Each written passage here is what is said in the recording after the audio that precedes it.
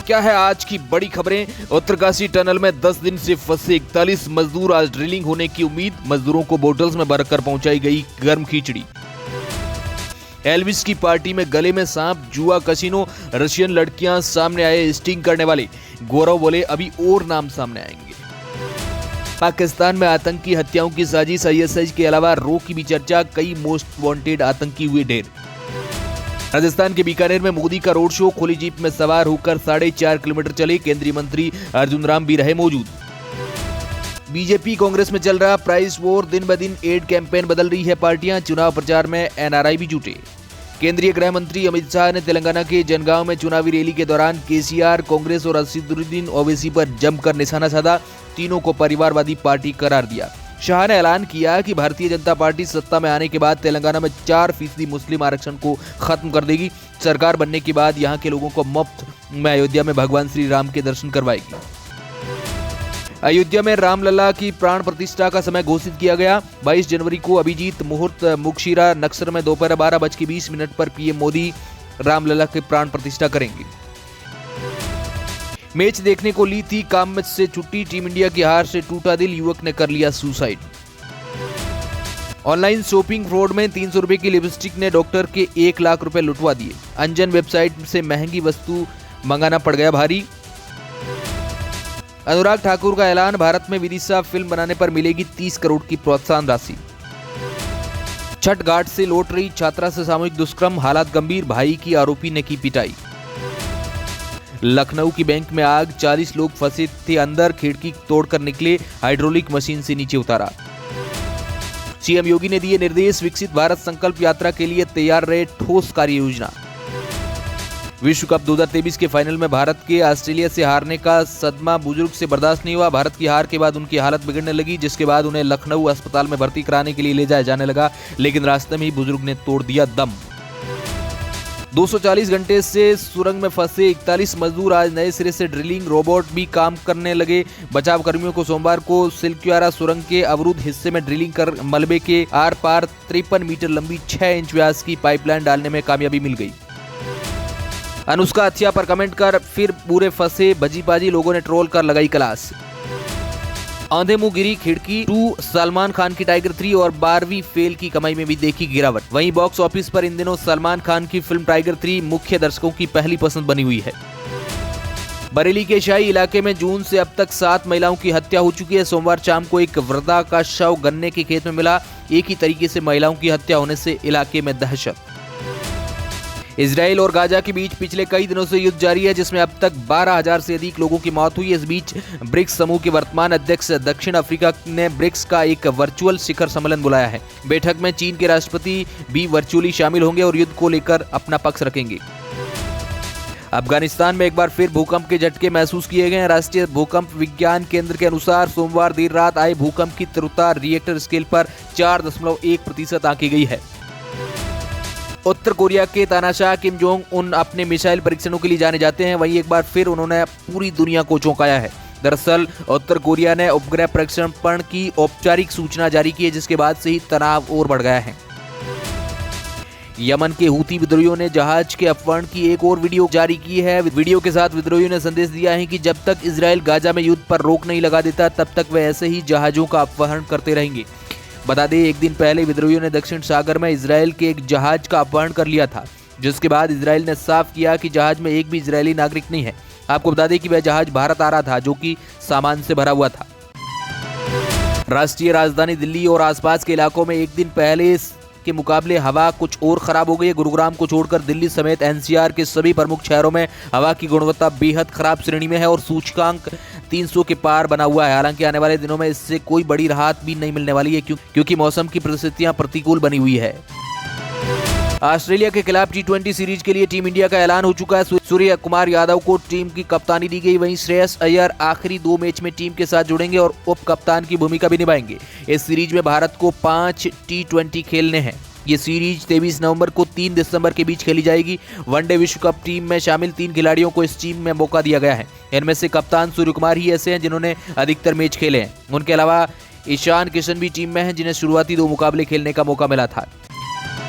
उत्तर प्रदेश के महाराजगंज में बड़ा हादसा हुआ। 4 लेन के संसीरपुर चौराहे पर मंगलवार को तड़के यात्रियों को लेकर जा रही डबल डेकर बस आगे चल रहे ट्रक में जाकर टकरा गई। घटना में एक महिला यात्री की मौके पर ही मौत हो गई। चीन पर फिलिस्तीन के राष्ट्रपति मार्कोस की 2 टूक, कहा 1 इंच जगह भी नहीं देंगे, देश झुकेगा नहीं। कर्नाटक में बड़ी जीत के बाद अब कांग्रेस तेलंगाना में भी सरकार बनाने की उम्मीद कर रही है। पार्टी को लगता है कि उसकी गारंटी की योजनाओं के साथ ही सोशल इंजीनियरिंग इस चुनाव प्रदेश में सरकार बनाएगी। प्रदेश कांग्रेस अध्यक्ष रेवंत रेड्डी की लोकप्रियता भी प्रदेश में बढ़ी है। चुनाव को लेकर टिकट वितरण में भी उनकी खूब चली है। ऐसे में माना जा रहा है कि कांग्रेस की सरकार बनने की स्थिति में मुख्यमंत्री पद के सबसे बड़े दावेदार वही होंगे। पत्नी ने छठ पूजा के लिए पैसे मांगे तो भड़का पति, दुपट्टे से घोट दिया गला, शव को ट्रॉली में लादकर जंगल में फेंका। यह खबर यूपी के दिवारिया की है। फिलहाल ग्रामीणों की सूचना पर पुलिस ने 36 घंटे बाद आरोपी पति को गिरफ्तार कर लिया। पंजाब विधानसभा कवरेज में विपक्ष की अनदेखी, हाईकोर्ट पहुंचा मामला। 22 को होगी सुनवाई। हाईकोर्ट से अपील की गई है कि विधानसभा कवरेज के दौरान सभी को पूरी तरह कवरेज देने का निर्देश जारी किया जाए। माफिया अतीक और अशरफ के गुर्गे नफीस बिरयानी की लोकेशन पुलिस को मिली, किसी भी वक्त हो सकती है गिरफ्तारी।